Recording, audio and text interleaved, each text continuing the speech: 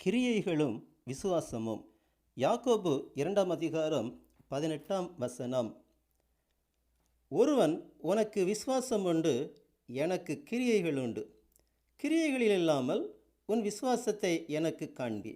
நான் என் விசுவாசத்தை என் கிரியைகளினாலே உனக்கு காண்பிப்பேன் என்பானே. கிரியைகள் இல்லாமல் விசுவாசத்தை காண்பிக்க முடியாது. ஒருவனிடம் விசுவாசம் இருக்கிறதா இல்லையா என்பதை நம்மால் அறிய முடியாது. அவனுக்குள் விசுவாசம் ஒருவேளை இருக்கலாம். அப்படி அவனுக்குள் விசுவாசம் இருந்தால் கிரியைகள் மூலமாக கண்டிப்பாக வெளிப்படும். வெளிப்படாமல் விசுவாசம் ஒளிந்து கொண்டிருக்காது. ஆபிரகாமுக்குள் விசுவாசம் இருந்தது, அது வெளியே தெரியவில்லை.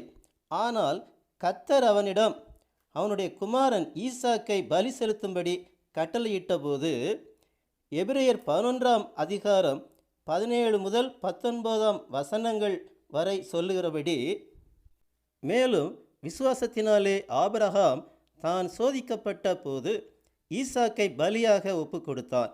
ஈசாக்கினிடத்தில் உன் சந்ததி விளங்கும் என்று அவனோடே சொல்லப்பட்டிருந்ததே. இப்படிப்பட்ட வாக்குத்தத்தங்களை பெற்றவன் மரித்தோரிலிருந்து எழுப்ப தேவன் வல்லவராயிருக்கிறார் என்றெண்ணி தனக்கு ஒரே பிரானவனையே பலியாக ஒப்பு கொடுத்தார். மரித்தோரிலிருந்து அவனை பாவனையாக திரும்பவும் பெற்றுக்கொண்டான். ஆகவேதான் ஆபிரகாம் விசுவாசிகளின் தகப்பன் என்று அழைக்கப்படுகிறார். ஆபிரகாமை கர்த்தர் சோதித்தபடி நம்முடைய விசுவாசமும் சோதிக்கப்படும் என்று 1 பேதுரு 1ஆம் அதிகாரம் 7ஆம் வசனம் சொல்லுகிறது. கிரியைகள் என்று சொல்லும்போது அவைகள் மற்றவர்களுக்கு உதவி செய்யும்படி கொடுக்கப்படும் பணம் பொருளாகவோ, ஒன்றை கர்த்தருக்காக இழக்கும்படியாகவோ, அல்லது கர்த்தர் விரும்புகிறபடியான நம்மில் எதுவாகவும் இருக்கலாம். அது எதுவாக இருந்தாலும் அது கிரியைகளாக வெளிப்பட்டு நமக்குள் இருக்கும் விசுவாசம் நிரூபிக்கப்பட வேண்டும். நம்முடைய சோதனைகளின் வேளைகளில் நாம் கர்த்தருடைய வசனங்களின்படி நடந்து கொள்ளும் செயல்களே நமக்குள் இருக்கும் விசுவாசத்தை வெளிப்படுத்தும் கிரியைகள் ஆகும்.